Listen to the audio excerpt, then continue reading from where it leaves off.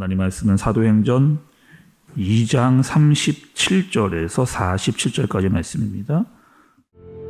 그들이 이 말을 듣고 마음에 찔려 베드로와 다른 사도들에게 물어 이르되, 형제들아, 우리가 어찌할꼬? 너희가 회개하여 각각 예수 그리스도의 이름으로 세례를 받고 죄 사함을 받으라. 그리하면 성령의 선물을 받으리니 이 약속은 너희와 너희의 자녀와 모든 먼 데 사람 곧 주 우리 하나님이 얼마든지 부르시는 자들에게 하신 것이라. 또 여러 말로 확증하며 권하여 너희가 이 패역한 세대에서 구원을 받으라. 그 말을 받은 사람들은 세례를 받음에 이날에 신도의 수가 3,000이라 더하더라. 그들이 사도의 가르침을 받아 서로 교제하고 떡을 떼며 오로지 기도하기를 힘쓰니라. 사람마다 두려워하는데 사도들로 말미암아 기사와 표적이 많이 나타나니 믿는 사람이 다 함께 있어 모든 물건을 서로 통용하고 또 재산과 소유를 팔아 각 사람의 필요를 따라 나눠주며 날마다 마음을 같이하여 성전에 모이기를 힘쓰고 집에서 떡을 떼며 기쁨과 순전한 마음으로 음식을 먹고 하나님을 찬미하며 또 온 백성에게 칭송을 받으니 주께서 구원받는 사람을 날마다 더하게 하시니라. 아멘. 여러분, 우리가 보고 있는 사도행전에서 어떤 일이 여러분 있었나요?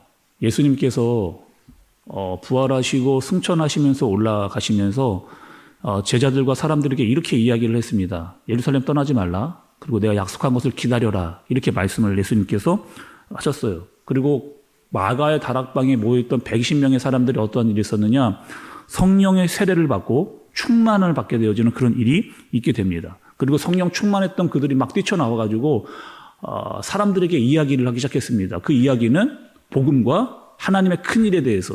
그리고 그때는 여러분 어떤 때였어요? 우리가 말씀을 봤을 때 오순절이었습니다. 그러니까 많은 사람들이, 또 여러 지역에 있던 사람들이, 다른 나라에 있던 사람들이 그 오순절을 지키기 위해서 예루살렘으로 모여 있었던 그런 상황. 그때 그들의 언어로 막 성령 충만해서 하나님에 대해서 이야기를 하게 된 거죠. 근데 이 반응을 막 뛰쳐나와서 사람들이 막 이야기를 하는 그 반응을 본 사람들은 어떻게 생각했느냐? 이렇게 생각했습니다. 어떻게, 저 사람들이 술에 취한 것 같다. 막 술 취해가지고 나와가지고 행성수도 하는 것 같다. 이런 반응을 보이고 있을 때였어요. 베드로가 설교를 합니다. 어떤 설교를 하느냐? 아니라는 거예요. 우리는 절대로 술 취하지 않았다. 우리는 성령의 세례를 받고 성령 충만하게 된 상태다라고 하는 것을 사람들에게 분명하게 이야기를 합니다. 그리고 설교를 시작하는데 이런 말씀을 증거를 해요. 어떤 말씀이냐? 예수님께서 이 땅에 오셨다는 겁니다. 그리고 그분이 메시아고 구원자였다는 거예요. 그리고 그분이 십자가에서 죽으셨고 십자가로 죽은 걸로 끝나지 않았다. 그분은 다시 살아나셔서 부활하셨고 승천해 하늘로 올라가셨다. 그리고 그분이 올라가시자 우리에게 내려온 분이 있는데 그분이 성령 하나님이시다. 근데 이 모든 것들이 다 어떻게 된 것이다? 그냥 된 거 아니라는 거예요. 모든 것들이 다 이미 구약에 예언되어 있었던 말씀이었고 그 구약의 말씀이 성취되어지는 사건이다 라고 하는 사실을 막 베드로가 그들에게 정확하게 말씀으로 막 선포를 하게 되어지는 거죠. 그 이야기를 들었던 사람들은 여러분 어떻게 되었는가 보시죠. 37절의 말씀입니다. 그들이 이 말을 듣고 마음에 찔려 베드로와 다른 사도들에게 물어 이르되, 형제들아, 우리가 어찌할꼬 하거늘, 이렇게 얘기합니다. 여러분 어떻게 했어요? 그 사람들이 베드로의 설교와 말씀을 듣자 마음에 어떤 일이 생기느냐? 마음에 찔림. 마음에 찔려가지고 우리 어떻게 해야 되는가? 이런 마음이 들었습니다. 그리고 마음의 찔림으로만 끝나지 않았어요. 여러분 계속해서 좀 보시면 베드로가 다시 이야기를 하는데 38절의 말씀도 좀 보시기 바랍니다. 베드로가 이르되, 너희가 회개하여 각각 예수 그리스도의 이름으로 세례를 받고 죄사함을 받으라.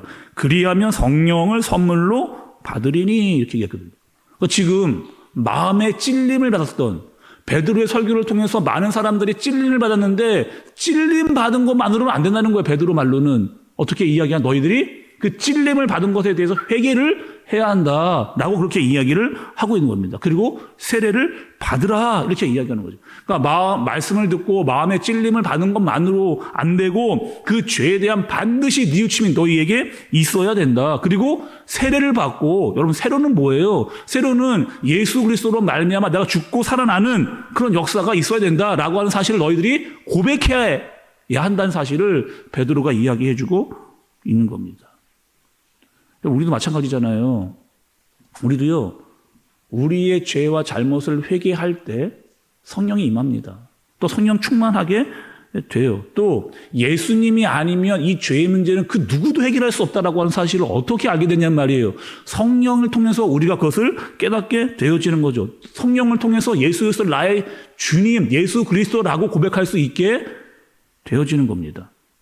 오늘 말씀해 보니까 그 베드로의 설교를 받고 3,000명이 회개하고 세례를 받는 놀라운 일이 일어나게 되는 거예요. 그리고 초대교회가 그러면 이렇게 시작이 됐습니다. 지금 이 상황은요, 초대교회가 시작되고 있는 그런 상황이에요. 그리고 오늘 말씀도 자세히 보니까 그 초대교회에는 세 가지의 특징이 지금 성령이 임하고 말씀이 증거되어지고 회개가 일어나면서 그들의 삶의 변화가 달라지고 있는 그런 상황 가운데 초대교회가 시작이 됐는데 그 초대교회에는 세 가지 특징이 있었어요. 한번 보시죠, 여러분. 42절입니다. 그들이 사도의 가르침을 받아 서로 교제하고 떡을 떼며 오로지 기도하기를 힘쓰니라. 이렇게. 그럼 세 가지가 지금 다 나왔거든요. 어떻게 되냐? 분명히 그들은 성령의 세례와 성령의 충만함을 받았습니다. 근데 성령을 받다고 해서 신앙생활 끝나는 거 아니에요. 오늘 말씀해 보니까 어떻게 하느냐? 성령의 세례를 받고 성령의 충만을 받았지만 계속 어떻게 하느냐? 사도의 가르침을 받았습니다.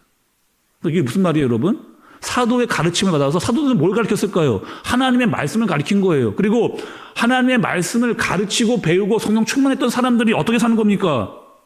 그 말씀대로 사는 거죠.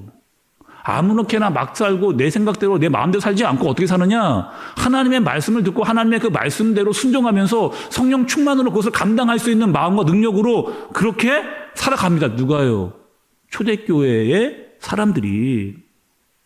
두 번째는 여러분 어떻게 되냐? 떡을 떼며 교제했습니다. 여기서 떡을 떼며 교제했다는 건 단순히 배고파서 밥 먹는 거 아니에요. 그냥 떡을 떼면서 밥 먹자, 시간 나니까 뭐 만나서 수다 떨자, 이게 여러분 아닙니다. 단순히 지금 먹고 배를 채우는 게 아니고 이들은 교제했다. 그 교제는 뭐예요? 삶을 나누는 거예요.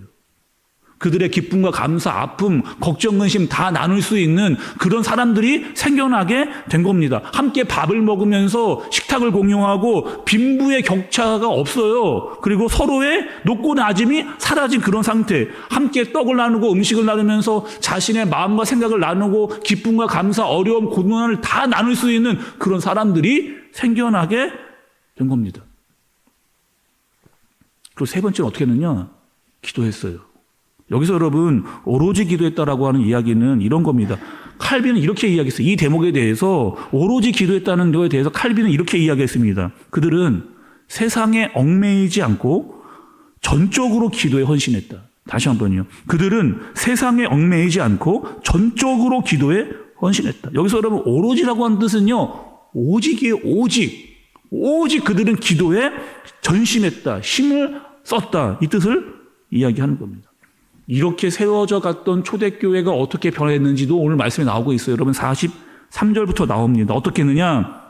사람들이 이렇게 하는 거예요. 뭐냐면 마음을 같이 하는 거예요. 지금 이 세 가지를 하면서 마음을 같이 이렇게 하는 겁니다. 말씀을 듣고 삶을 나누면서 기도하면서 다 같이 마음이 어떻게 되냐? 한 마음이 되어져 가는 거예요. 그리고 교회에서 모이기를 힘쓰고 각 가정에서 모이기를 막 힘쓰는 그런 모습이 나타나기를 시작합니다. 서로의 필요를 잘 저 사람의 연약함은 이런 거네. 저 사람의 부족함은 이거네. 이걸 막 채워주려고 교회가 다 같이 노력을 하는 겁니다. 오로지 기도하면서 하나님께 예배하는 모습들이 그 초대교회에 나타나기를 시작했어요. 믿는 자들이 점점점 많아지게 됐습니다. 그럼 이게 초대교회의 모습이에요.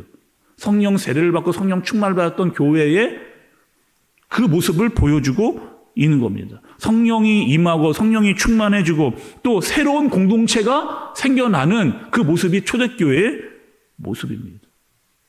여러분 오늘 말씀이 이야기해주고 계세요. 교회는 도대체 어떤 곳이냐, 모여서 뭘 해야 되는 것이냐라고 말씀이 우리에게 알려주는 겁니다.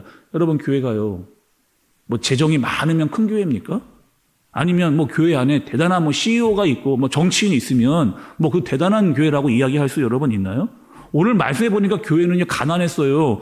어려웠습니다. 그리고 부족한 게 있었어요. 그러나 그들은 어떻게 했느냐? 기도하고 한 성령으로 하나가 되는 모습을 볼 수가 있는 거죠. 그들의 부족함을 서로 채워주는 그 필요를 깨달을 수 있게 되어진 거예요. 섬김과 봉사와 헌신이 계속해서 일어났습니다. 그 어떤 공동체보다 풍성했던 그런 모습이 초대교회이라는 거죠. 여러분, 교회는요, 단순히 건물을 가지고 교회라고 이야기하지 않습니다. 초대교회는 여러분, 뭐 어마어마한 교회, 막 크고 막 멋진 교회, 막 수백억짜리 건물을 짓는 그런 교회, 그런 게 없었어요, 여러분. 초대교회 예루살렘에 모였던 교회는 그런 교회가 아닙니다. 정말 하나님을 사모하고 예수 그리스도를 주로 고백하면서 성령의 충만함을 받았던 사람들이 모이면서 성도라고 부름을 받는 거룩한 사람들이 모이는 거예요. 그리고 하나님을 예배하고 말씀이 있고 말씀을 가르치고 배우면서 그렇게 살려고 막 애쓰는 사람들의 모임입니다. 기도에 오로지 힘을 쓰면서 하나님의 뜻이 무엇인지를 깨닫고 순종하며 나아가는 그런 교회가 초대 교회였던 거예요. 계속해서 헌신과 봉사가 일어나고 복음이 충만하게 나타났던 그런 교회. 그러니까 당연히 믿는 자들이 많아질 수밖에 없는 그런 교회가 되어진 거죠. 오늘 말씀 보면서 여러분, 우리 교회가 이런 교회였으면, 더더욱 초대교회 같은 교회가 됐으면 좋겠다라고 하는 마음이 들었습니다. 모이면 정말 하나님을 예배하고 성령의 세례가 있고 성령의 충만함이 있는 그런 교회. 그래서 우리를 통해서 복음의 역사가 막 나타나고 성령의 충만함은 그 역사가 나타나는 그런 교회. 모이기를 힘쓰고 예배하고 기도하며 정말 하나님의 뜻이 무엇인지를 알아서 그 뜻대로 막 살려고 하는 사람들이 모이고 함께 삶을 나누는 그런 교회. 복음의 능력이 나타나고 섬김과 헌신이 일어나는, 모이기를 힘쓰고 기쁨과 감사가 있는 그런 교회 되어지기를 힘쓰는 저와 여러분들 되어지시기를 예수님의 이름으로 축복합니다. 기도하겠습니다. 하나님 아버지, 우리에게 성령의 충만함을 허락하여 주옵소서. 우리가 간절히 사모하고 오로지 기도하고 주님의 마음을 알고자 애쓸 때 우리에게 성령의 충만함을 허락하여 주옵소서. 우리 교회가 하나님께서 보시기에 합당한 교회로, 성령 충만한 교회로, 말씀과 기도가 살아있는 그런 교회로 서로의 필요를 채우며 헌신과 섬김, 충성에 기쁘게 일어나는 그런 교회, 복음의 능력이 나타나는, 하나님의 큰일이 나타나는 그런 교회 되어지도록 주님 인도하여 주옵소서. 예수님의 이름으로 기도드리옵나이다. 아멘.